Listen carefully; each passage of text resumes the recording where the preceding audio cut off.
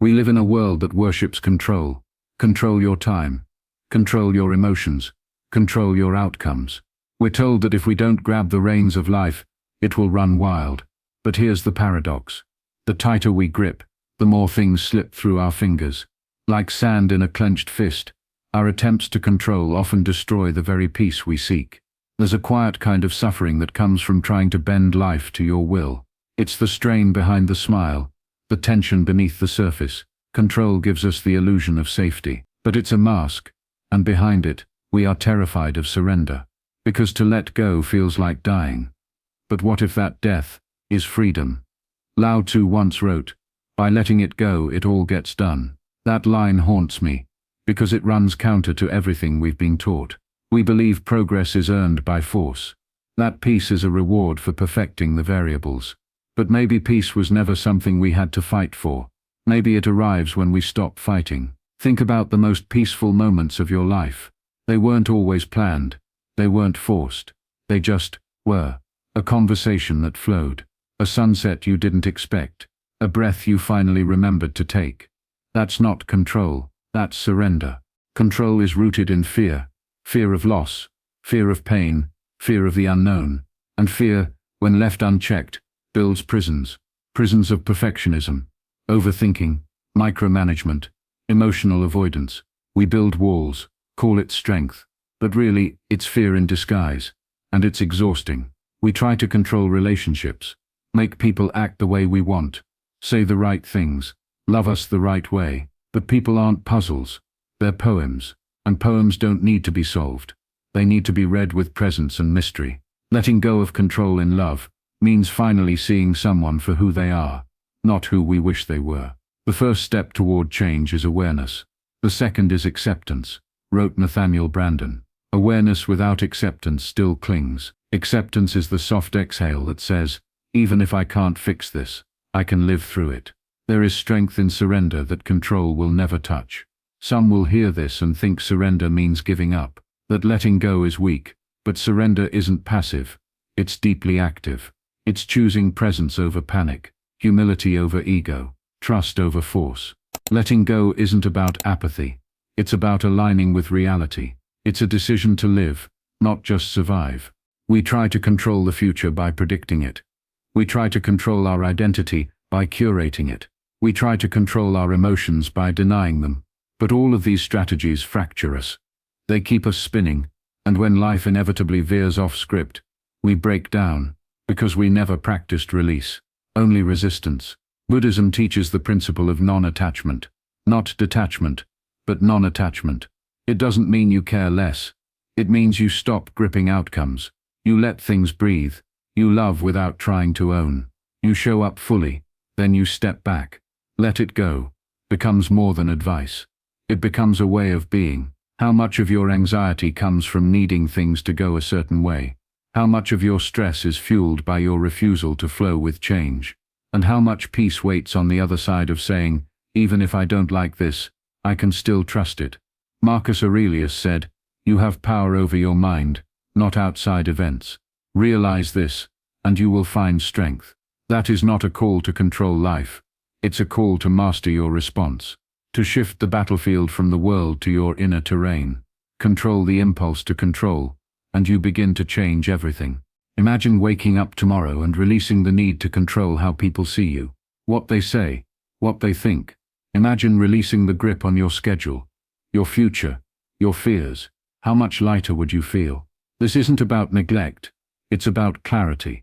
You can still plan, without obsession. You can still care, without attachment. You can still strive, without gripping so hard that you lose the joy of the process.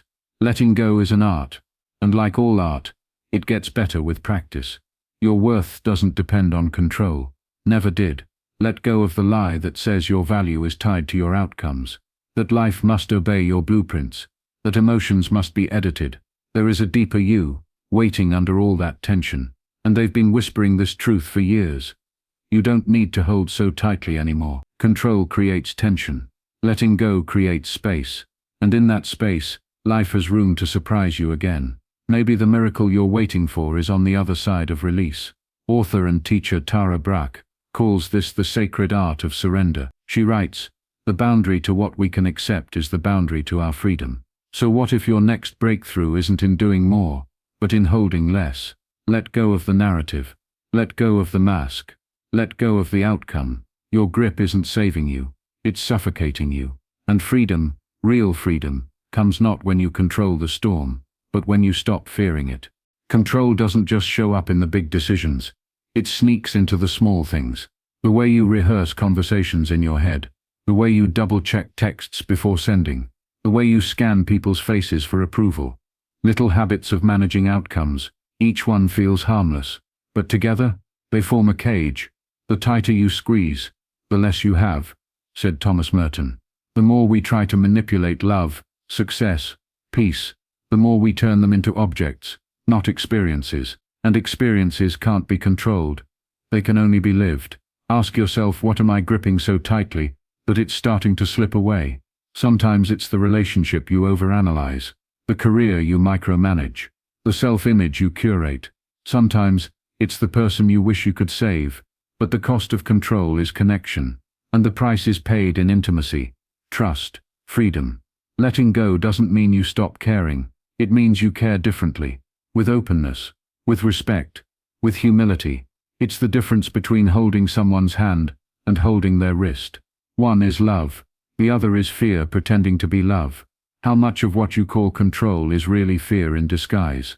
And what would happen if you let fear lose its grip? We talk about letting go like it's a one-time act. But the truth is, letting go is a practice. You will need to let go again tomorrow, and the next day, and the next. Because life will keep giving you new things to release. New outcomes you hoped for. New disappointments you didn't see coming. Letting go is not an endpoint. It's a rhythm. The Tao Te Ching says, "He who clings to his work will create nothing that endures."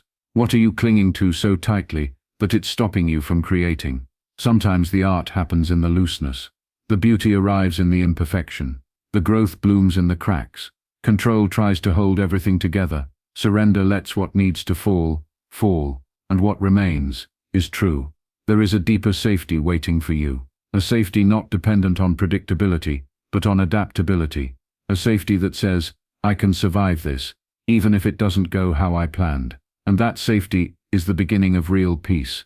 The art of life, wrote Henry Miller, is not controlling what happens to us, but using what happens to us. Control wants to command life, but wisdom learns to collaborate with it. The river doesn't need a map to reach the ocean, and you don't need to control every bend in your path to arrive exactly where you're meant to be. Let go of steering the current. Float. There's an old saying, let go, or be dragged. Some of us are being dragged for years, by perfectionism, by unresolved grief, by unrequited love, by impossible standards, by unforgiving inner critics. You don't have to keep being dragged. You can loosen your grip. The people you're trying to fix, you can let them walk their own paths. The mistakes you replay every night, you can let them belong to the past.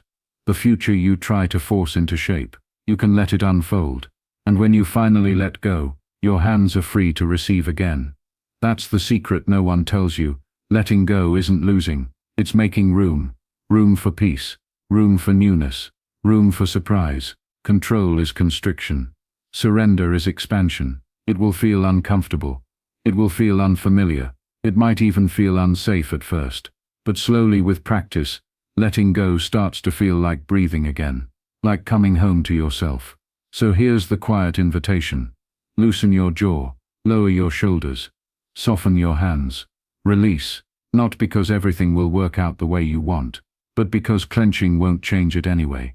And in that release, you will discover a strength you never knew you had. Not the strength of force, but the strength of trust. Freedom doesn't come from gripping harder. Freedom comes from finally letting go.